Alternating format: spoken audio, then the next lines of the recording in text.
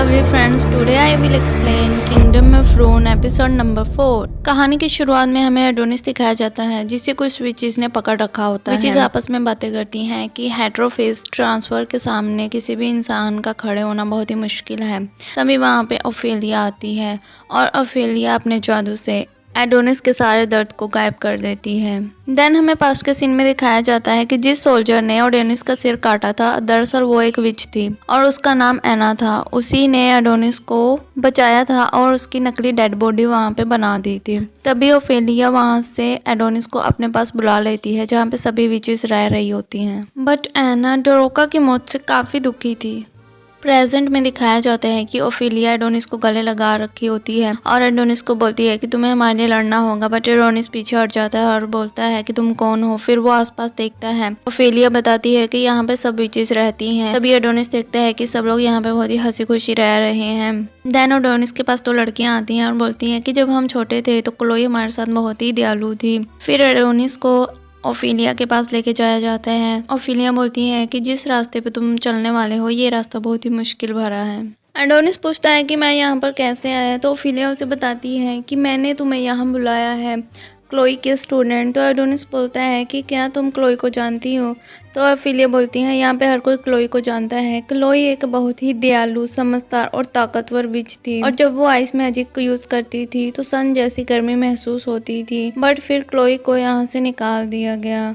तो इस पे एडोनिस बोलता है कि क्लोई को एक इंसानी बच्चे को मैजिक सिखाने के लिए यहाँ से निकाला गया है। तो ओफेलिया बोलती है कि ये तुम्हें क्या क्लोई ने बताया। तो एडोनिस बोलता है कि नहीं, मैंने खुद ही पता कर लिया, आखिर मैं उसके साथ इतने साल रहा जो हूँ। ओफेलिया बोलती है कि मैजिक हमारी सोल की तरह है और भगवान ने ये हमें एक गिफ्ट दिया है, बट क्लोई ने इंसानों को सिखाया। इस वजह से हमने बस उसे बोला था कि तुम उस बच्चे को छोड़ के यहाँ वापस आ जाओ, लेकिन उसने कहा कि नहीं, मैं ऐसा नहीं कर सकती। देन ओफेलिया एडोनिस को उसका क्विल दिखाती है तो एडोनिस उसे लेने के लिए आगे बढ़ता है बट वो गिर जाता है। ओफेलिया उसे पूछती है कि क्या ये क्विल तुम्हारे लिए क्लोई ने बनाया था। तो एडोनिस बोलता है कि और कौन बना सकता है। तभी एडोनिस की नज़र ऊपर जाती है तो वो देखता है कि वो पृथ्वी से बहुत दूर किसी और ही प्लेनेट पे है। ओफेलिया बताती है कि ये कोई और प्लेनेट है और ये एक सेलेस्टियल ऑब्जेक्ट की तरह है जहाँ पे विचेस आराम से रह सकती हैं। दूसरी तरफ जनरल जामाटो कहीं पे हमला करने की तैयारी कर रहे होते हैं। उसके बाद के सीन में हमें दिखाया जाता है कि ओफेलिया और एडोनिस बाहर बैठे होते हैं। एडोनिस ने स्पेस सूट पहना होता है और ओफेलिया उससे उन सारे विचेस की कब्रें दिखाती हैं जो मारी गई थी। देन ओफेलिया एडोनिस को एक पेड़ के पास लेके जाती है जिसका नाम मीटो होता है। वो एडोनिस को बताती है कि यही एक पेड़ है जिससे विचेस का जन्म होता है। विचेस का कोई जेंडर नहीं होता और ना ही उनका कोई मेटिंग पार्टनर होता है। इसी पेड़ से विचेस जन्म लेती हैं। और तभी एडोनिस उस पेड़ में अंडे जैसी आकृति के अंदर एक लड़की को देखता है और उसको क्लोई समझ लेता है। बट ओफेलिया उसे बताती है कि इसे क्लोई बनने के लिए तुम्हारी ताकत की ज़रूरत होगी और तुम्हारी मेमोरीज की। ओफेलिया एडोनिस को बताती है तुम रिटर्न समनिंग मैजिक का यूज़ करते हो जिसमें तुम जो भी सोचते हो वो फिजिकल रूप में आ जाता है। उसी का इस्तेमाल करके तुम क्लोई को रीजनरेट कर सकते हो। और हमें पता चलता है कि क्लोई को जिंदा करने की चाबी सिर्फ एडोनिस ही है। इसी वजह से विचेस उसको यहाँ लेके आई हैं। बट एडोनिस भी काफ़ी खुश था कि वो क्लोई को जिंदा कर सकता है। बट तभी वहाँ पे एना आ जाती है। एना उसे बोलती है कि तुम बहुत ही सेल्फिश हो, तुम्हारी वजह से डोरोका मारी गई। और एना इस पे काफ़ी दुखी थी।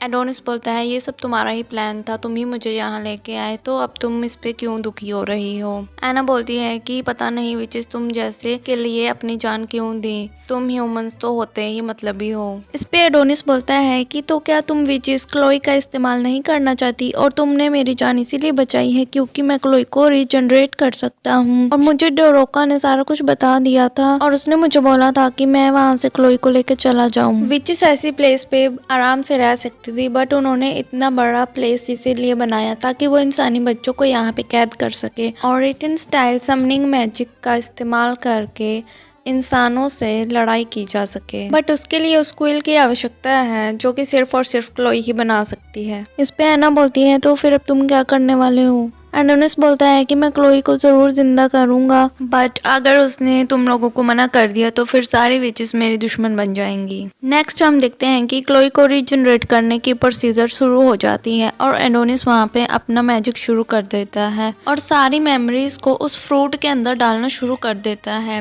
एडोनिस सोचता है कि मैं कभी भी उन यादों का व्यापार नहीं करता जो मैंने तुम्हारे साथ बनाई है और ये एकदम सपने की तरह है। तभी हमें फ्लैशबैक का सीन दिखाया जाता है कि जब क्लोई नहा रही होती है तो एडोनिस वहाँ पे झांकने की कोशिश करता है तो वो देखता है कि क्लोई की बॉडी के ऊपर बहुत सारी चोटों के निशान है। बट क्लोई उससे बोलती है कि छोटे लड़कों को ऐसे नहीं करना चाहिए। तो एडोनिस शर्मा के वहाँ से पीछे हट जाता है और बोलता है कि तुम बहुत देर कर रही थी इसलिए मैं तुम्हारी फिक्र कर रहा था। क्लोई बोलती है शुक्रिया और वो रोती है और बोलती है कि तुम ही हो जिसके कारण मैं आज तक जिंदा हूँ। अगर तुम ना होते तो मैं जिंदा ना होती। और वो एडोनिस को आई लव यू बोलती है और एडोनिस बोलता है आई लव यू टू। और ये सब याद करते हुए हम देखते हैं कि प्रोसीजर पूरा हो जाता है और एडोनिस ने डोरोका को जिंदा किया होता है, ना कि क्लोई को।